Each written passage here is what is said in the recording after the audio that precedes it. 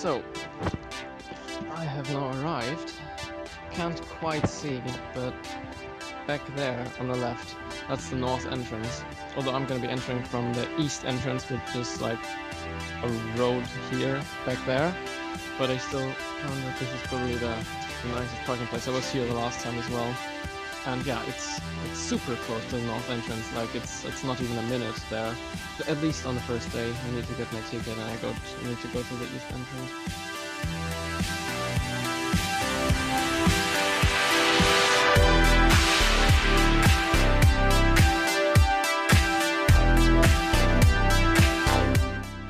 So I'm in, and it's Monday. The reason that I'm in is because I know someone there. So he let me in already. So I was able to actually look at all the booths already. I'm now in Hall 10. And yeah, I've seen all the booths already. Of course I'm not able to play, but yeah, I've seen a lot of shit. It's actually really cool to be here behind the scenes. And yeah, it's cool because otherwise I wouldn't have anything to do right now. So I'm already in. On my little backstage tour through the halls, I took a couple of pictures, some of which you can see now. And after that, I went back to the Tiny Tanks booth at the Indie Arena, which was still under construction like most of the booths at the Indie Arena. Some were literally still building the booths, but we were in the process of getting the PC running. One of the issues we had was some not working controllers. And I asked, is this like a cheap Chinese knockoff? And I checked on the controller and it said that, and yeah, I just laughed. In the end we replaced some controllers and everything worked, and we got free pizza for the whole Indie Arena, so that was nice. After we had pizza, we took a little break to play the game ourselves. We still had some work because even though everything was running, we still had to hide the PC a little bit in the background of the booth. And we had to do the entire cable management differently. But most of the work was done, so we just chilled a little bit. What? Okay. After we had done the last bit of work to make the booth ready for day one, we left Gamescom at around 1:30, and I really gotta say, it's a lot of fun to see the behind of the scenes work on Monday, all of the construction going on inside all of the halls. It's really great to see all of the halls and booths in all of the glory before there's so many people in the halls that you can't see anything anymore. But that's what's gonna happen, and it's gonna start on the day after, when the trade visitors are gonna come in.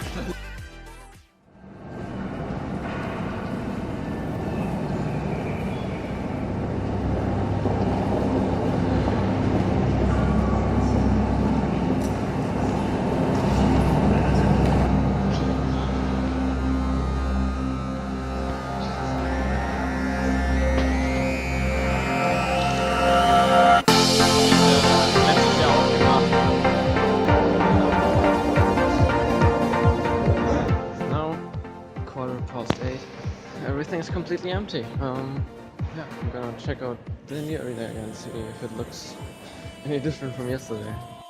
Seriously, I never want to go in with a normal ticket ever again.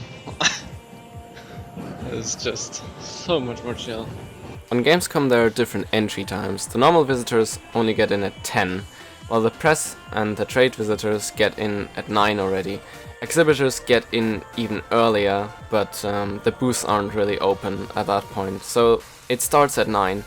So when you really want to play something and you don't want to get into a line that is that long, you want to get there as fast as possible at like directly 9.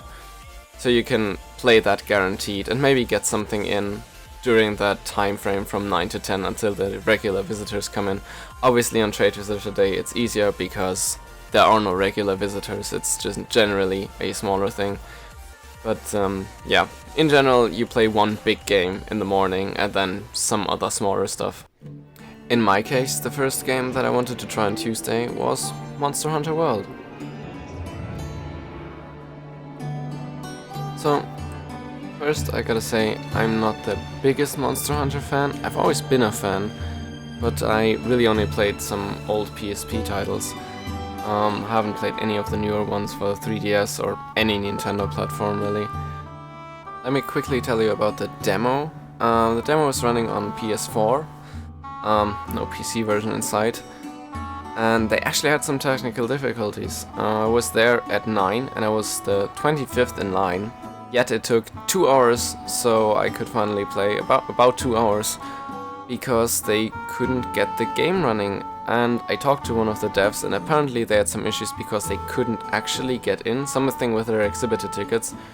So they only started the game up at 9 when everyone was already in line basically. But still, it's a bit concerning. But I hope for the best. The game did run pretty well when it had actually started. It was just starting issues apparently. Yeah, Japanese company, I'm also a bit worried about the PC version. Let's hope for the best there. But now let me actually get to the game. So I played the 4-player co-op mission on hard. There are 2 missions, there was an easy and a hard version, and yeah, we took on the hard one. We all had different weapons, and we just went in and we searched for the monster and we killed it. We did that in 15 minutes and we had 20 minutes of playtime, so we still had 5 more minutes to free roam in the world, and we attacked another dragon. Don't ask me what it's called, I don't know all of the names. And pretty sure we would have killed that one as well if we would have had more time. But the gameplay compared to the other Monster Hunter games, it's like the old ones, but it's just much more fluid. It has all of the features, all of the attacks, but for example, climbing is just now, it's not this static weird jump that you can do and then he climbs up. It's now a really smooth animation that you can just do when you're next to something that you can climb. And it's a lot faster and works a lot better when you're in combat. Generally, switching from moving around to combat feels a lot faster, a lot more dynamic than in the old ones, where it was really a hard switch from combat and running away and traversing the environment. They also implemented these bugs that sort of show you the way around, show you the way to interesting stuff that you can pick up, or to clues where to find the monster in the world, like footprints and stuff, which was really handy. We actually ended up splitting out across the map, and we didn't know where the monster was, and then we all found hints like footsteps and stuff, and we ended up all meeting again where the monster was, which was really a cool moment. Yeah, I really liked the game. It felt really great. I'm just a bit concerned about how it will run on the PC, because the PS4 version, for PS4 it ran fine. But yeah, great game. It looks like great fun, especially in co-op. I can't wait. After Monster Hunter, I went to Shadow of War, Middleearth Shadow of War. I don't think I have to talk that much about it. I mean, it's a sequel, so it's gonna be fairly similar to the first one. But I think they have improved quite a bit. They've built on systems that they introduced in the first one. They've improved the fighting system slightly. Just seems like a really good sequel. Only all this DLC, pre-order, and now this donation fuckery that Warner Brothers Interactive is doing is dampening the joy a bit, but I still think that the actual game is pretty solid. Although, fun fact, I actually met 2 of the orcs for the game. On a later day, when I was cosplaying myself as Titanfall Soldier, and they were really nice. They asked me how my costume was, like how hot it was, because obviously they and me were all sweating. Funny thing is though that all of the orcs for the game are actually women. Almost all of the orcs were. So yeah, we just talked about how it was, what they were doing and stuff like that. Kind of funny. After that, I went and played the new Dissidia Final Fantasy, because I was with a really big Dissidia fan at that time. And yeah, he just really wanted to play it, so I joined in. I can't really say that much about it because I'm not an expert on the game whatsoever, but it really seemed like ganging up on people. Like, this was a 4v4 match.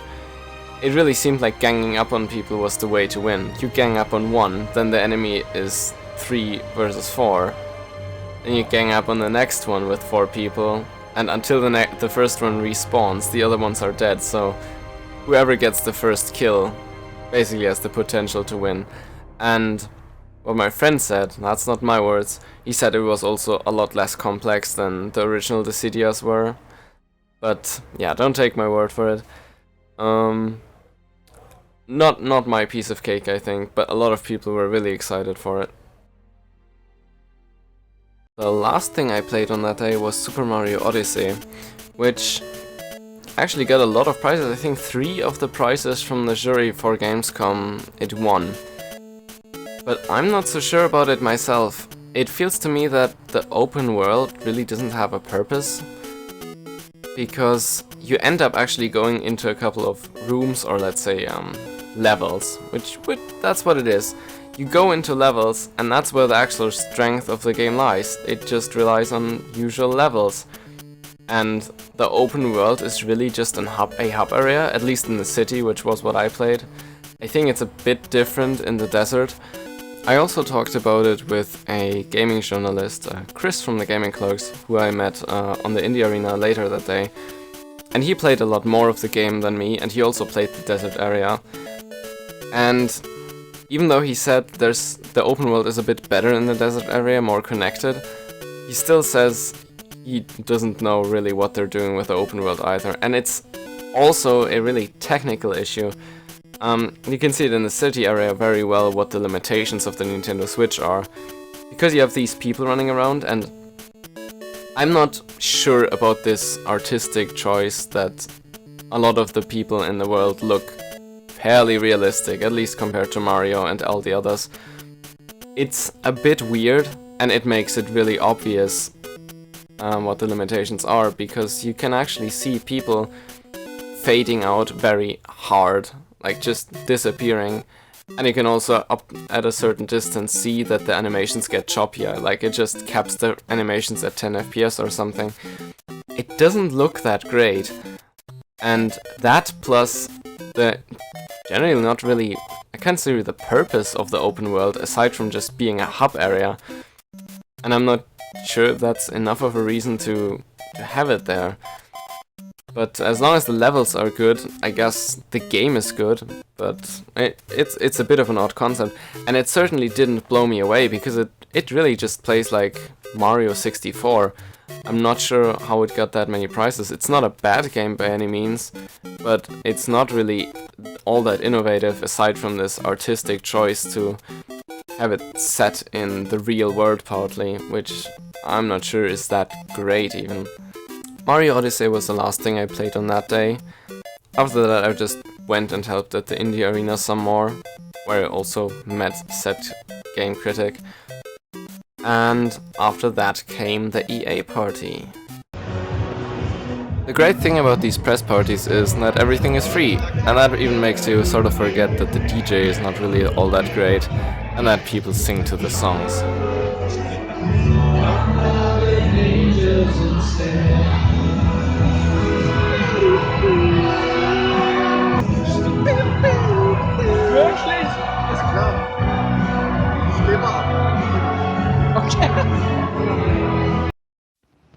Another fun thing is that after the parties, you of course need to leave again, and that is sort of a cool experience because you're at night in the Gamescom, but no one is there, everything is empty. It's a really rare sight to behold.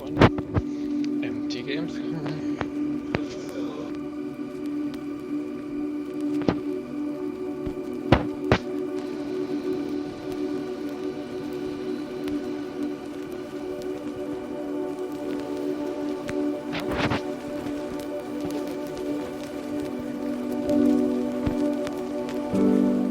As a reminder, this is where how the lines look 4 hours before this official official opening. It's already like, I think 100 meters long. That should be 100 meters. 4 hours.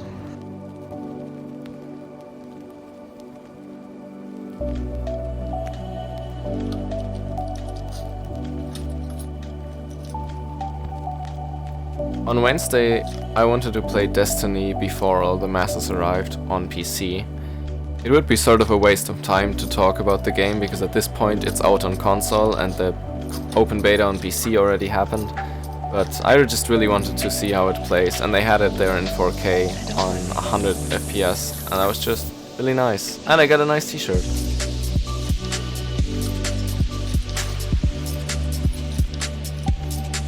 Since I had won a fast pass for Need for Speed Payback, I went to play that, and that was really the first time I looked at the EA booth, which is not really a booth, but basically half the hall.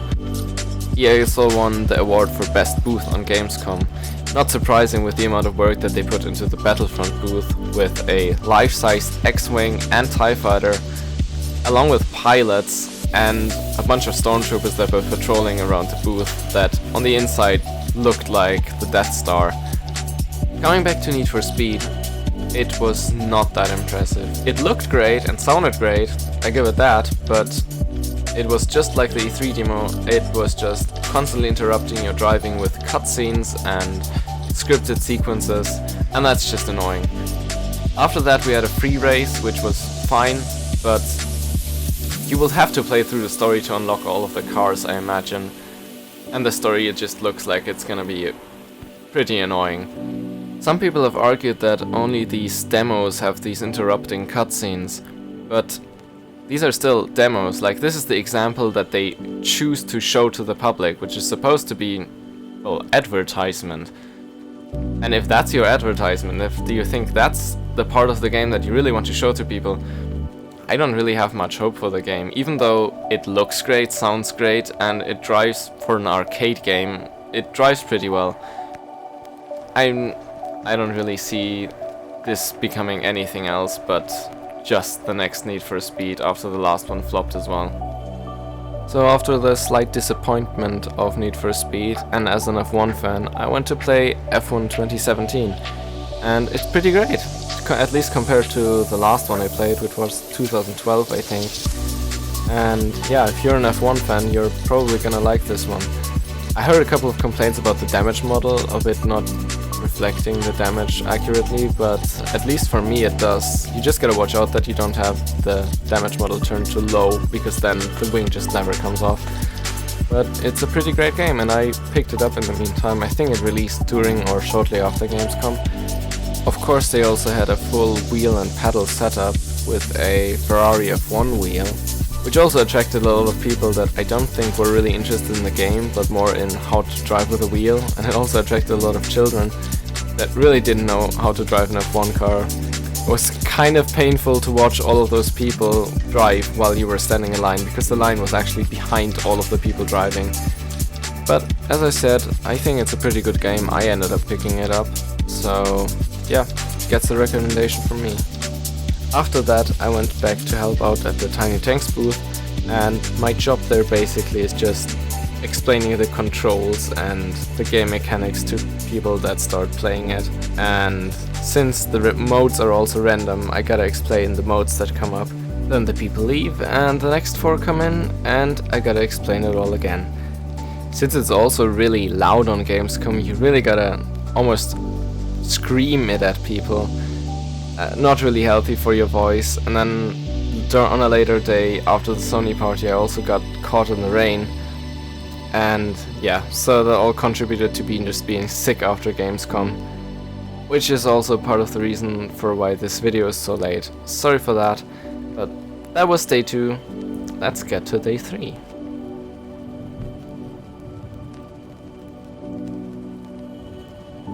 Day 3 and day 1 I'm actually cosplaying. Hard. Yeah. That day was the first time I played Star Wars Battlefront 2. I also played it on another day. I played it 2 times, and I played Galactic Conquest, so the infantry mode, both times. because I'm not that interested in the starfighter pilot thing. I know a lot of people are, but I'm really not. I'm more of an infantry player.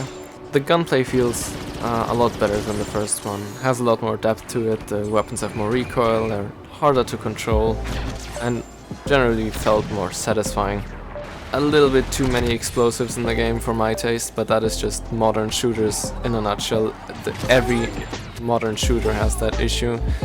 Be it free-to-play games or AAA productions, they all have these weapons catering to casual players who don't really want to invest time to get better with the guns, so they just give them a grenade launcher and they have their way with it. But they handle the heroes and the vehicles a lot better. They're not pickups anymore, if you haven't heard. They're instead now spawnable with points that you acquire in battle with your own score. Meaning you can either save up all match long and close to the end of the match try to get a hero because they cost a lot of points, or you try to get smaller vehicles earlier on, which gives the game a nice balance because and your team has to manage the resources that you have. So either you have like a constant supply of smaller vehicles that help you along the battle, or you actually save it all up for that one final push where you have maybe multiple heroes and tanks and stuff. But it's manageable. You know that if you just had a lot of heroes on the enemy team and you killed them, then there's not gonna be a fuck ton of heroes again because they just respawn. No, people will actually have to re-earn the points, and that's a nice mechanic. And I would actually kinda like to see that mechanic in Battlefield 1 as well, because the elite classes are just such a pain in that game, I think. But overall, I really like a lot of the directions that Star Wars Battlefront 2 is going on, as well as the direction of not selling DLC. Sure, it has these small microtransactions, but it's all acquirable in-game with just playing, so I'm totally fine with that, and no more community splitting with the DLCs like in the first one. Also, the EA people found it extremely funny that I was playing in costume, and they were like, oh yeah, that guy's prepared. At least in one of the two matches I did a fair bit amount of damage, and the other one I didn't. Unfortunately, on the test systems, and they had that in Battlefield 1 as well, which I played on another day, they have mouse acceleration on quite a bit, and that is not by accident. I'm pretty sure that's to level the playing field so that the pro PC players don't completely smack down on the console players or the players who are just not that good, because they want everyone on the demo to have like an equal, like a decent experience. Like, you're not gonna absolutely wreck people just because your setup is not that great. So it's a bit annoying when you play, but I can also understand it. Because I was cosplaying, I was more or less just going from hall to hall, and to catch a break in between the halls, because it's really hot in the costume. Having people take pictures and stuff. And every once in a while I went to play a game. And I actually went and played Assassin's Creed Origins, which I didn't really expect anything of, but the line was pretty short, so I just went for it. I think I just waited 20 minutes or so. So I said, why the hell not? And I thought it was actually pretty good. The combat system feels a lot like Dark Souls now. Like, it's not that hard, but you now have the two shoulder buttons as a light and a heavy attack. You don't have the combat system of the earlier iterations, where attacking or blocking or something puts you into an animation with just one enemy. Instead, it's just all free and everything's based on hitboxes, and you have to dodge out of the way, and you can block, but you can only block the person that you're currently locked onto. So everything is a lot harder, and especially if you get into a fight with multiple enemies, it gets a lot harder. Parkour-wise, they made it a little bit simpler. They also did that with Unity already, where they introduced that basically you have the free running with RT, and then you free run up with A, and you free run down with B. And now they just left the RT part out, which is kind of nice, because you were holding that for like 90% of the game. It was kind of useless. So yeah, now you just have A to go up, B to go down. That's all the free running. Which, yeah, it's just more convenient. The other one just had you press a button basically all the time, so it was kind of pointless.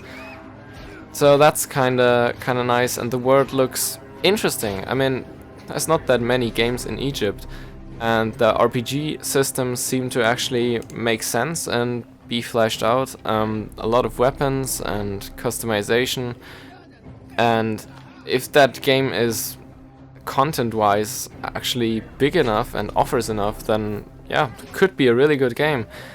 I mean, they did take a break with the Assassin's Creed series. Actually, Assassin's Creed Origins is made by the same people that made Black Flag, which I was not the biggest fan of. Like, it was a great pirate game, it was just not a good Assassin's Creed game. Like, there was basically no climbing or parkour because there were no cities.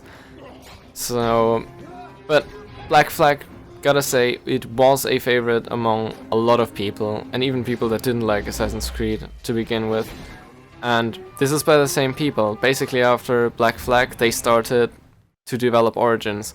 So yeah, maybe you should check it out, because it really does look promising, and it really is, I think, the biggest innovation in the series. Like, considering that the fighting system has evolved a bit, but it has never changed from this only get attacked by one enemy and you always get into an animation with one enemy.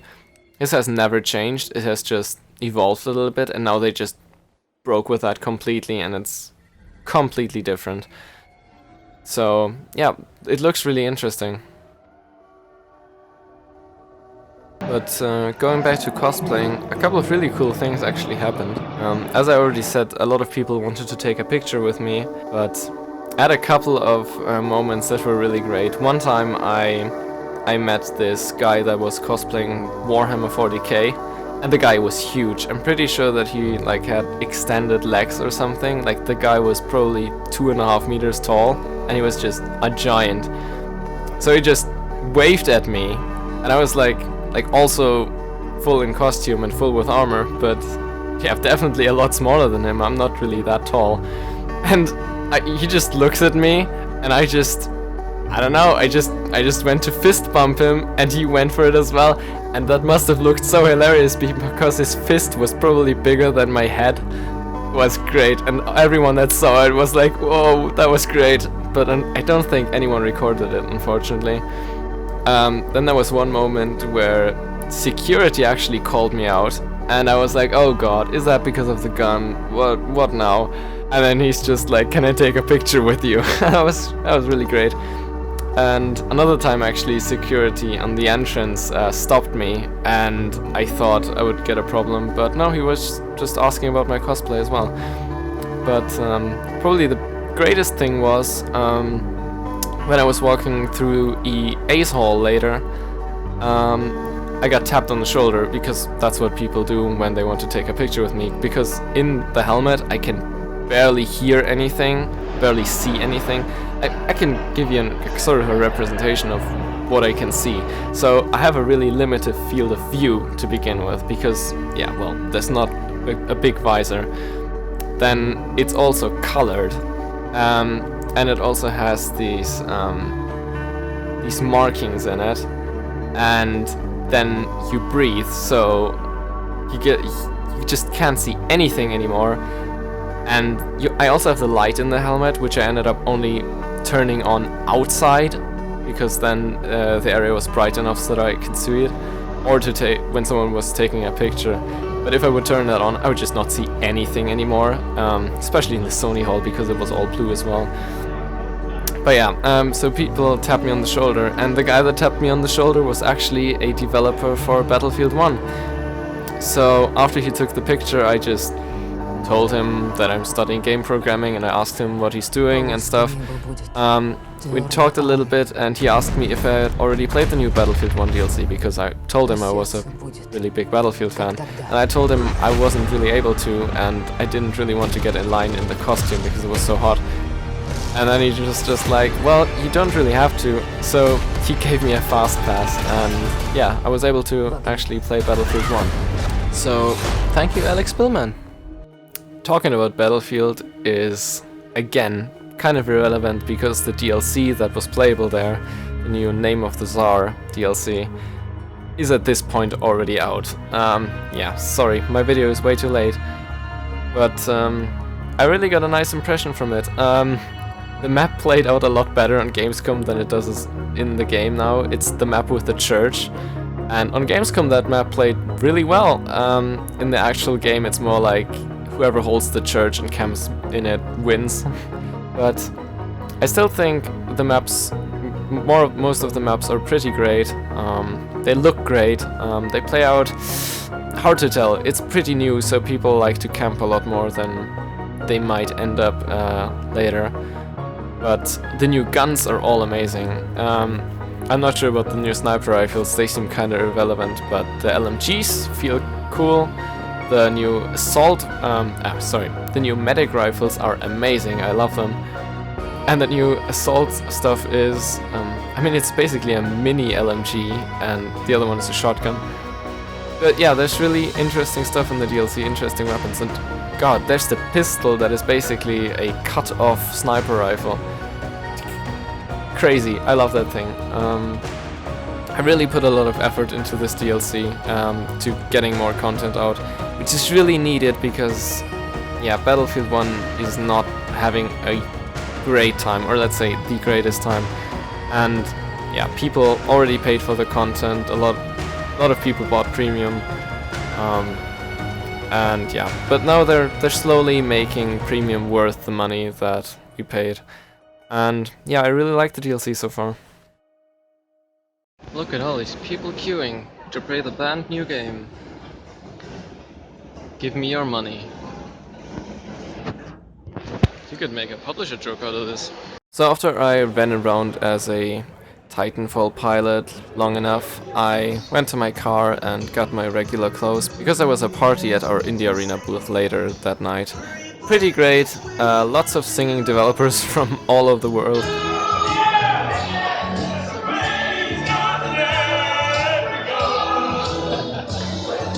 And we consumed inhuman amounts of pizza during that night.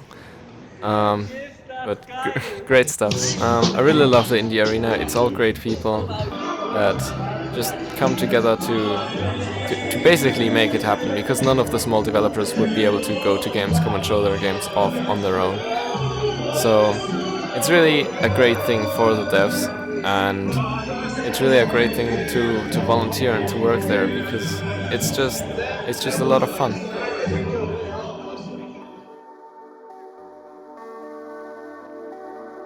Friday started with me actually working officially for the first time at Gamescom, because the other times I had just helped two developers that had their game on the Indie Arena booth, and this time I was actually working for the Indie Arena itself. So about half of the day I did that, and then I went back to cosplaying a bit, and yeah, not much happened. I didn't play anything on that day either, but I took a little tour through the merch hall already and checked that out. There's so much stuff that you want to buy when you go through there. You gotta be prepared to spend money. I always try to be careful and I check it out and then I buy it on the last day. But yeah, you always end up spending money. You just can't escape it. You get a lot of merch, but seriously, and they don't only have gaming stuff. Like, of course they have their official merchandise, like they have the Blizzard store there and everything, which super sold out on some stuff, by the way. But they also have a lot of anime stuff, and like generally for a lot of fan bases, because they know the fan bases cross over. There's a lot of anime fans going to Gamescom also because of cosplay, and yeah, so you can buy a lot of stuff there that usually you wouldn't really find and you would have to order online. And I like to buy stuff there because it might be a little more expensive than buying it online, but you can actually see it before you buy it. A lot of stuff that you buy online, you're never sure if it actually looks like that in real life. There you can actually see it. You can be like, yeah, that's a decent t-shirt, that's a decent print, I'm gonna get that. So I always like to pay a little bit extra for actually seeing the stuff that I buy. I prefer the real Discord. I said the real Discord.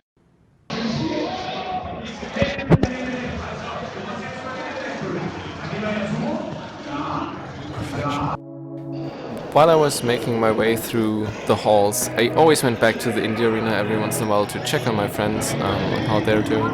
And I met a couple of cosplayers there, and one of them actually ended up trying on my helmet. We got a couple of really cool pictures together. And we even ended up going to the cosplay area because you can take professional pictures there. And I think we got some really cool pictures.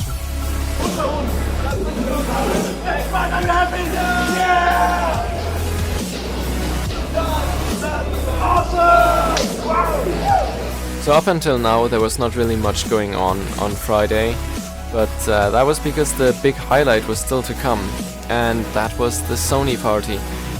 Other than the EA Party, which was really easy to get into and wasn't really all that full, the Sony Party is really sought after, and you actually had to get in line, and I think there must have been like 1,000 people trying to get in. The Sony Party is only for exhibitors, keep in mind. So not even trade visitors get in, it's only exhibitors. And even of the exhibitors, not all of them can get in. Again, press party and everything is free, but yeah, there was a lot of commotion at the entrance, and we managed to get in like really fast. We were super fast.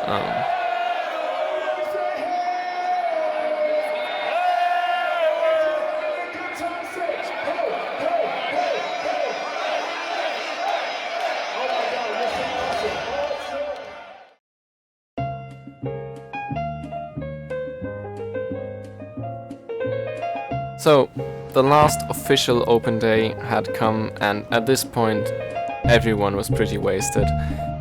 Some people just especially because of the Sony Party before, and some people just in general because it is really exhausting. I only slept at best 4 hours, 3-4 hours every night, and I was there since Monday.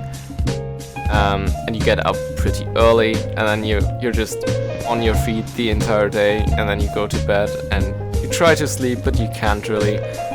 It's just really exhausting overall, and then you have the party on top of that, and you can just see when you come in at morning, all of the exhibitors, they're practically dead.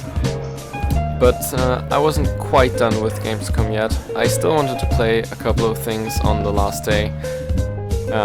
Use my Exhibitor advantage one last time. So we played Detroit Become Human. If you don't know what it is, it's gameplay-wise, it's a successor to Heavy Rain, and it's about androids who are very human-like, but are not accepted in society at all. Like, they're treated very badly, basically like just machines, and all of the complications that come from that. And you, at least in the demo, I'm not sure about the full game, you play an investigating android, and you try to save a kidnapped little girl, and you're just investigating how the kidnapping happened, and you're deducting, and you can reconstruct all the events that happened. It's really cool, and from what I know, and I've talked to one of the devs for a bit, there's so many layers to it, it's incredible. If they can keep up the amount of layers and the amount of detail that they had in this demo, then this is gonna be a fantastic game, because you have so many clues and hints that make the suspect in the end when you confront him, because he still has the hostage. So many details that you can use to either make him more calm, and then you can make a mistake, and there's helicopters and they again make him nervous, and that all changes the outcome of the situation. And while all of that happens, you're slowly getting closer to him. And then you, even if you fuck up, you might be able to still save her because you got slowly close enough. If you would be too fast though, he would panic and he would kill her. So many different layers. Again, if they can keep up the detail and the amount of choices that you have for an entire game, then amazing. It will be a great experience. So originally after Detroit I just wanted to go to Sword Art Online, because the next game that they're gonna make of SAO will actually also release on PC, which makes it quite a bit more interesting than the last ones. And it's actually gonna be a shooter. instead of the more MMO-like games that came out on the PlayStation 4 and PlayStation Vita. But before I even got to going to SAO, I was just crossing the hall and I realized that there was no one on Metal Gear Survive. Like, there were people playing, all of the stations were used, but there was actually no line, so I just went there and I was the next one to play with 3 other people. Like, it was a 4-player co-op, and I mean, it's basically just a survival game with you're upgrading stuff and you're fortifying everything and you get like side missions. It's basically a co-op game on the base of Metal Gear Solid 5. Like, the engine is the same, the gunplay is exactly the same. It might as well be a spin-off of Metal Gear Solid 5 for all I care. Of course, it's a bit fucked up that Konami is pulling this after throwing out Kojima pretty much, and now they're using his Metal Gear license to make that game, which basically doesn't really have anything to do with Metal Gear aside from running on the same engine. And boring assets. Like, of course there's like the walkers and stuff in there. It really doesn't have that much to do with Metal Gear. But judging it just on the game itself, it is kind of fun. You have a lot of focus on melee weapons because you don't have that much ammo. So you have a rifle and you have a melee weapon. It plays pretty well. Like, I can't lie, even though it's fucked up and I think the game shouldn't exist, it's not a bad game. But after that, I did actually go to SAO, and I gotta say it plays pretty well. A bit like a mix between Borderlands and The Division, because it's not first person like Borderlands is, but the world sort of looks like it and feels like it. But the gunplay it's third person, but the gunplay is, in my opinion, better than Borderlands. I think Borderlands is one of the worst gunplays in any shooter ever. All of the guns feel like pea shooters. None of it feels accurate. But in this, yeah, it's third person, and you have sort of this aiming reticle that sort of auto-aims when you're not scoping in, but only goes to a certain accuracy, which you might think is stupid because, yeah, auto-aim, but it's actually fairly true to how the game in the anime worked with the aiming. And yeah, you have this auto-aim thing, but you only go to a certain accuracy, and you can scope in, and then you're as accurate as you wanna be. I gotta say, it ran a bit shitty. It ran, the demo was on PS4. It's gonna also come out on PC, but it didn't run too well, especially when there were a lot of enemies on screen. I wonder if that's just because it's an early version, or if the PlayStation can't handle what they're putting into it, like it's not well optimized. And I hope that on PC it will run better, because it looks like kind of a fun game when you're an anime fan and you're a fan of SAO.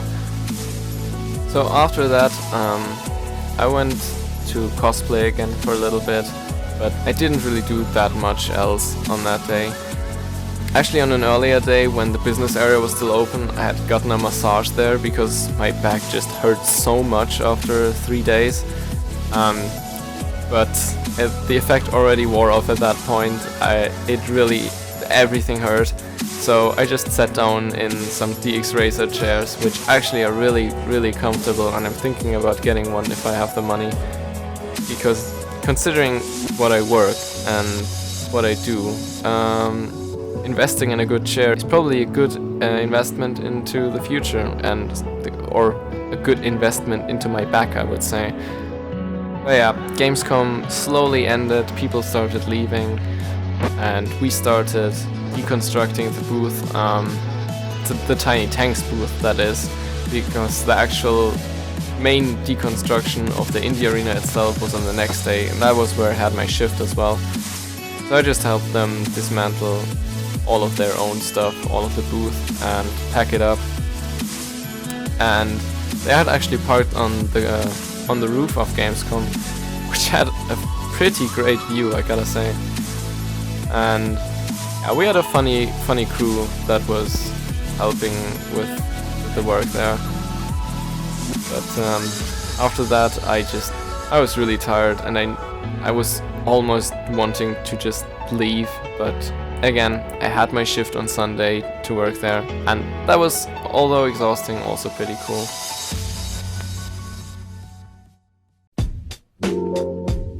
So there is Sunday. Gamescom is officially over, but not for me. I'm still getting in, and oh boy, it looks really odd if you go in there. It's just all being torn down. It's even weirder than when you're seeing it in construction, because if it's in construction, it's still looking neat, like they're trying to make it pretty.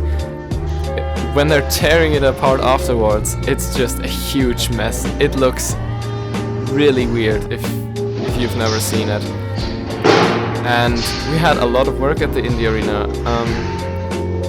The Indie Arena was pretty big. I think it was 2,000 square meters or something, and we had about 80 developers, so at least 80 games, 80 PCs. I think I have the numbers. So yeah, I found the list.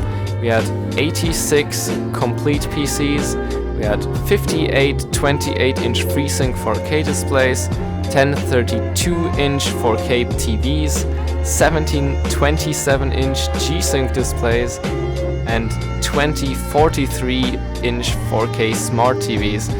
And then, like, a lot of more small stuff. We had a couple of Razer blades and a fuck ton of cables and posters and just all sorts of stuff.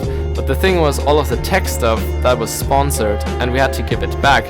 So we had to pack it all up, and like suddenly you're just missing an entire screen, and you're like, where the hell is it? And you gotta search for it. And later on you find a screen, but you don't have any more packaging. Just a huge mess. And we had to get it all done by, I think, 12 officially. But thankfully the people who came to pick up all of the stuff didn't arrive till much later, when we had actually managed to pack it all up. I didn't think we would manage it. It was so much stuff. But before the day, the developers had already taken all of their own stuff, so everything that was still there belonged to the Indie Arena itself. And wow, it's incredible how much stuff is there. But there's also a couple of leftovers. There's like huge posters and stuff that no one really needs anymore, and if the developers left them, the Indie Arena doesn't need them either anymore. So the volunteers, we sort of started claiming some of the posters for ourselves, because they're very durable, like they're really high quality. It's just that no one needs them anymore. So we start to tear them down and just take them for ourselves. It was a lot of fun, but I'll be honest, when my shift ended, I was glad I could leave, because I just really wanted to go home and sleep in my own bed. But it was a lot of fun working behind the scenes, and like not only meeting people, but just seeing all of the work being done. You just see parts of Gamescom that the usual visitors will never see, and it's really interesting and fun. Really unique experience, and even if you can't get in as an exhibitor or trade visitor, I'd recommend you, if you can, to go to Gamescom at some point, because it's not really about playing the game before everyone else does. Like, sure, that's a cool thing as well, and you get free t-shirts and yeah, but it's more about the atmosphere. It's just so cool. You can just stand in line for a game, and you can turn around to whoever is in front of you or in your back, and you can have a conversation with them, because you're standing in line for a game that you both want to play, and you're gonna have something in common. It's just, I don't think I know any other place where that really happens. You can just talk to anyone, and the gaming industry is actually a really nice industry. There's no formality there. You just talk to everyone, be it the CEO of a publisher or just some small indie dev. You just have a nice conversation with anyone. That really, it's sort of sad, because on the same day when I came home, I just tried to park somewhere, and there was some festival going on. I couldn't find a parking spot. I was just really tired, and I had to deal with a couple of people, and I was just like, god damn, sure, it was exhausting, but I'm sad that Gamescom is over, because people during and around all of this event are just so nice because they're all engaging in something that they're interested in, and even if it's like the idiots that only play whatever the yearly Call of Duty, you still have something in common with them, and you meet some great people. I actually met a couple of camping people from South Germany that I was standing in the same spot with my car that I did on the year before, and on the year before I had already met them, and this year I was like, wait, are these guys having a barbecue? Didn't some guys do that last year? And I went over there and it turned out, yeah, it was exactly the same guys as the last year. And they invited me and we played some classic NES games on a RetroPie that one of them had brought. And it's just great. Like, you can just park, you're sitting on a parking spot and random people will invite you to have a chat and have a beer with them. It's just such a nice atmosphere, and don't get that anywhere else. So yeah, if you can visit Gamescom, I can totally recommend it. Be it only for a day or two, it's still worth it, I would say.